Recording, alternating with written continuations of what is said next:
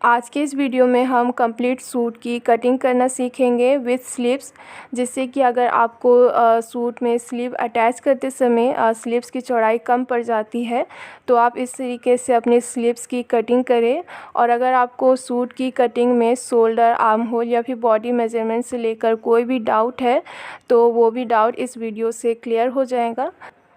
तो यहाँ सूट की कटिंग करने के लिए मैंने यहाँ एक सूट पीस लिया है जिसमें थोड़ी थोड़ी एम्ब्रॉयडरी की हुई है। सूट की कटिंग करने के लिए हम यहाँ सबसे पहले सूट पीस को अच्छे से खोल लेंगे। तो मैंने जो यहाँ सूट पीस लिया है उसका फ्रंट और बैक पार्ट दोनों ही अलग अलग है, तो इसलिए हम सूट की फ्रंट और बैक पार्ट की भी कटिंग अलग अलग ही करेंगे। तो देखिए, पहले हम कुछ इस तरीके से सूट पीस के फ्रंट हिस्से को अच्छे से फैलाकर बिछा लेंगे। और जैसा कि मैंने आपको बताया हमारे सूट में थोड़ी थोड़ी एम्ब्रॉयडरी की हुई है, तो हम यहाँ एम्ब्रॉयडरी के हिसाब से ही फैब्रिक को डबल फोल्ड करेंगे। देखिए, इस तरीके से मैं यहाँ एम्ब्रॉयडरी को बीच में बराबर करते हुए अच्छे से फोल्ड कर लूँगी। हमें यह फैब्रिक को बिल्कुल सीधा करते हुए ही फोल्ड करना है। यहाँ हमारा फैब्रिक कहीं से भी तिरछा नहीं होना चाहिए। बहुत से बिगनर में ये दिक्कत होती है कि सूट सिलने के बाद तिरछा हो जाता है, तो वो इसी वजह से होता है कि हम यहाँ फैब्रिक को सही से फोल्ड नहीं करते हैं। तो कटिंग करने का सबसे इम्पॉर्टेंट पार्ट यही है कि हम पहले फैब्रिक को अच्छे से फोल्ड करेंगे। अब हम यहाँ सूट की लंबाई का निशान लगाएंगे। तो जैसे कि यहाँ नीचे की तरफ एम्ब्रॉयडरी की हुई है, तो यहाँ हमें एक्स्ट्रा फैब्रिक नहीं चाहिए होगा। बस हम यहाँ ऊपर की तरफ 1/2 इंच एक्स्ट्रा लेंगे और जितनी भी हम अपनी सूट की लंबाई रखना चाहते हैं उसमें हम 1/2 इंच एक्स्ट्रा ऐड करते हुए यहाँ सूट की लंबाई का निशान लगा लेंगे। और अब हम यहाँ स्केल की हेल्प से एक सीधी लाइन ड्रॉ कर लेंगे। तो मैं यहाँ लगभग 39.5 इंच पर निशान लगा रही हूँ। आप अपने लंबाई के हिसाब से सूट की लंबाई का निशान लगा सकते हैं। और अगर आपके यहाँ नीचे की तरफ एम्ब्रॉयडरी नहीं की हुई है तो आपको अपनी लंबाई में लगभग 1.5 इंच एक्स्ट्रा रखना होगा, 1 इंच नीचे फोल्ड करने के लिए और 1/2 इंच यहाँ ऊपर सिलने के लिए। लंबाई का निशान लगाने के बाद अब हम यहाँ शोल्डर के लिए निशान लगाएंगे। तो यहाँ मेरी शोल्डर 6.5 इंच है। अगर आपको अपने शोल्डर की मेज़रमेंट नहीं पता है तो आपको सीधे खड़े होना है और आपने जो भी कुर्ती या फिर टॉप पहनी हुई होगी उसके एक बाजू की सिलाई से लेकर दूसरे बाजू की सिलाई तक आपको शोल्डर को नापना है और जो भी मेज़रमेंट आएगी उसको आपको हाफ कर लेना है और उसे ही यहाँ आपको लेना है। शोल्डर का निशान लगाने के बाद अब हम यहाँ अपने आर्म होल के लिए निशान लगाएंगे। तो यहाँ हमारी जितनी शोल्डर है सेम हमें आर्म होल भी उतना ही रखना है। तो इसलिए मैं यहाँ 6.5 इंच पर नीचे की तरफ निशान लगा रही हूँ और इसे सीधा करते हुए एक स्ट्रेट लाइन ड्रॉ कर लेंगे। अब हमें यहाँ से चेस्ट के लिए निशान लगाना है। तो यहाँ आपकी जो भी एक्चुअल चेस्ट की मेजरमेंट होगी उसमें आपको 2 इंच लूजिंग ऐड करते हुए उसे आपको 4 से डिवाइड करना है और जो भी नंबर आएगा डिवाइड करने के बाद उसे आपको यहाँ यूज़ करना है। तो मेरी जो यहाँ मेजरमेंट है वो आपको स्क्रीन पर दिख रही होगी। तो मैं यहाँ 10.5 इंच पर निशान लगा रही हूँ और हमें यहाँ एक्स्ट्रा 1.5 इंच सिलाई के लिए रखना है। और देखिए, अब हम यहाँ से एक सीधी लाइन ड्रॉ करेंगे आर्म होल के लाइन तक। अब हम यहाँ अपने कमर के लिए निशान लगाएंगे। तो इसके लिए हमें पहले शोल्डर से नीचे की तरफ 13 इंच पर निशान लगाना है और जहाँ भी हमारा 13 इंच आएगा बिल्कुल वहीं से हमें कमर के लिए निशान लगाना है। तो मैं यहाँ चेस्ट से 1 इंच लेस करते हुए 9.5 इंच पर निशान लगा रही हूँ। आप चाहे तो इसे भी बॉडी से मेज़र कर सकते हैं या फिर इस तरीके से डायरेक्टली ही चेस्ट से 1 इंच लेस करके भी यहाँ कमर का निशान लगा सकते हैं। और यहाँ हमें 1.5 इंच एक्स्ट्रा अपनी सिलाई के लिए रखना है। अब हम यहाँ अपने हिप के लिए निशान लगाएंगे। तो हिप का निशान लगाने से पहले हम यहाँ आर्म होल से नीचे की तरफ यहाँ 14 इंच पर निशान लगा लेंगे। देखिए, इस तरीके से। और इसे आप अपने पसंद के हिसाब से कम या ज़्यादा भी रख सकते हैं। यहाँ तक जो हमारी सूट है वो बंद रहेगी। अब हम बिल्कुल 14 इंच के बराबर ही अपने हिप का निशान लगाएंगे। तो यहाँ मेरी हिप साइज़ 10.5 इंच है, जितना हमारा चेस्ट है बिल्कुल उतना ही। और इस तरीके से हम यहाँ हिप का भी निशान लगा लेंगे और यहाँ सिलाई के लिए हमें एक्स्ट्रा 1 इंच ही रखना है और बाकी में हम 1.5 इंच रखेंगे। और देखिए इस तरीके से हम सभी पॉइंट्स को आपस में मिला लेंगे इंची टेप से। ये जो हमारी बाहर वाली लाइन है ये इस कटिंग के लिए है और अंदर वाली हमारी फिटिंग के लिए है। और अब हम यहाँ दामन के लिए निशान लगाएंगे। तो डबल फोल्डेड में मैं यहाँ दामन की चौड़ाई 10.5 इंच रख रही हूँ।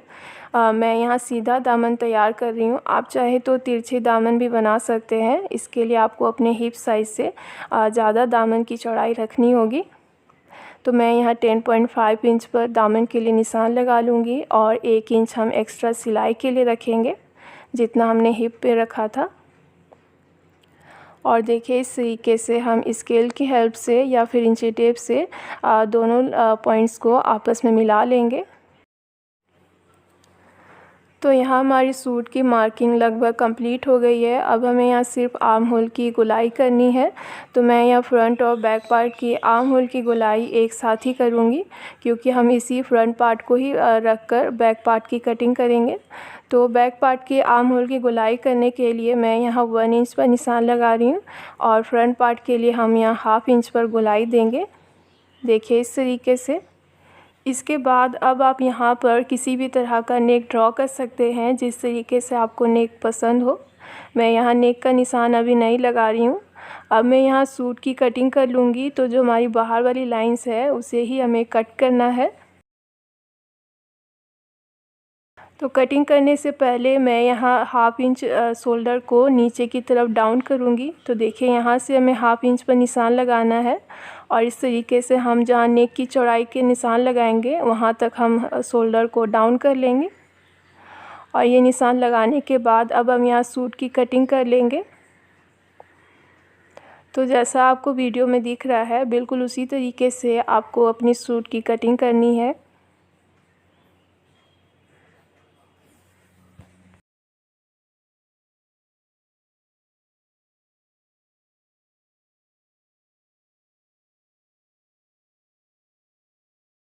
तो यहाँ हमारी फ्रंट पार्ट की कटिंग कंप्लीट हो गई है। अब हम इसे बचे हुए कपड़े में से अपने बैक पार्ट की कटिंग करेंगे और स्लीव्स की कटिंग करेंगे।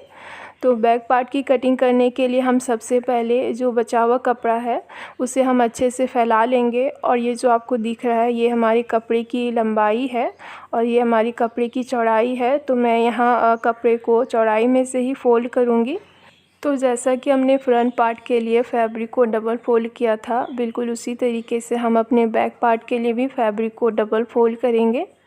और देखिए यहाँ हमने अपनी खुली वाली साइड को दूसरी तरफ रखा है और बंद वाली साइड को हम अपनी तरफ रखेंगे।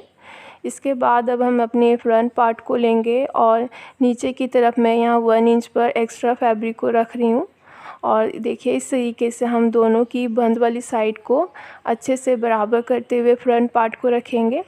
और इतना ध्यान में रखेंगे कि यहाँ हमारी दोनों फैब्रिक में कहीं भी झोल नहीं होना चाहिए, कहीं से भी कपड़ा फोल्ड नहीं होना चाहिए। तो इसे अच्छे से हम बराबर करते हुए रख लेंगे। और जैसा कि हमारा यहाँ फ्रंट पार्ट है बिल्कुल उसी के बराबर ही हम इसकी कटिंग कर लेंगे। तो मैंने जो यहाँ नीचे की तरफ 1 इंच एक्स्ट्रा फैब्रिक लिया है वो नीचे में किनारों को फोल्ड करने के लिए रखा है जिससे कि वो सिलने के बाद फ्रंट पार्ट के बिल्कुल बराबर आ जाए। तो मैंने यहाँ बैक पार्ट की भी कटिंग कंप्लीट कर ली है। अब हमने जो यहाँ हिप पर निशान लगाया है बिल्कुल वहीं पर हमें एक छोटा सा कट लगा लेना है जिससे कि हम जब सूट को सिलेंगे तो फ्रंट और बैक पार्ट को मिलाने में हमें आसानी होगी। तो कट लगाने के बाद यहाँ जो हमारा बैक पार्ट है वो बनकर कंप्लीट हो गया है। अब हमें यहाँ बस फ्रंट पार्ट के आर्म होल की कटिंग करनी है। तो देखिए इस तरीके से हम अपने आर्म होल की भी कटिंग कर लेंगे और ये हमारा फ्रंट पार्ट भी बनकर रेडी हो गया है। अब हम यहाँ दोबारा से अपने बैक पार्ट को लेंगे और यहाँ जो आर्म होल की गोलाई है उसे हम देखिए इस तरीके से इंची टेप की हेल्प से नाप लेंगे। यहाँ मेरी गोलाई 11 इंच आ रही है जिसमें हमें 1/2 इंच लेस कर देना है क्योंकि यहाँ जो हमारा शोल्डर है वो सिल जाएगा। तो इस वजह से हम यहाँ स्लीव्स की चौड़ाई 10.5 इंच रखेंगे। तो मैंने यहाँ स्लीव्स के फैब्रिक को 4 फोल्ड कर लिया है और अब हम यहाँ स्लीव्स की लंबाई का निशान लगाएंगे। तो हम यहाँ स्लीव्स की लंबाई में 1.5 इंच एक्स्ट्रा मार्जिन ऐड करते हुए लंबाई का निशान लगा लेंगे और देखिए इस तरीके से एक सीधी लाइन ड्रॉ कर लेंगे। अब हम यहाँ स्लीव्स को 3 इंच पर डाउन करेंगे और एक निशान हमें यहाँ बंद वाली साइड की तरफ भी लगाना है 3 इंच पर। और देखिए इस तरीके से हम यहाँ स्लीव्स की गोलाई कर देंगे। अब हमें यहाँ स्लीव्स की मोहरी का निशान लगाना है। तो आप जितनी भी स्लीव्स की मोहरी रखना चाहते हैं उससे आपको 1 इंच एक्स्ट्रा मार्जिन लेना है सिलाई के लिए और यहाँ निशान लगा लेना है। और देखिए इस तरीके से हम यहाँ दोनों पॉइंट को आपस में मिला लेंगे। तो मैंने यहाँ 1.5 इंच एक्स्ट्रा मार्जिन लिया है।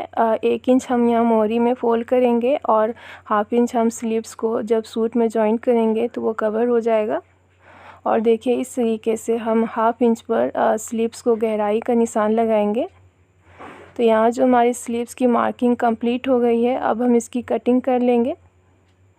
तो इसकी गहराई की कटिंग हम अभी नहीं करेंगे, यहाँ जो हमारी बाहर वाली लाइन है उसे ही हमें कट करना है। देखिए इस तरीके से। और अब हम यहाँ स्लीव्स के सेंटर में एक छोटा सा कट लगा लेंगे और स्लीव्स को हम खोल कर रखेंगे और जो हमने गहराई का निशान लगाया है उसे भी हम कट कर लेंगे। गहराई को कट करने के बाद हमें यहाँ भी एक कट लगा लेना है और इसके साथ ही यहाँ हमारी स्लीव्स की भी कटिंग कंप्लीट हो गई है। अगर आपको ये वीडियो पसंद आई हो तो मेरे वीडियो को लाइक और शेयर ज़रूर करें और मेरे चैनल को सब्सक्राइब कर लें। Thanks for watching.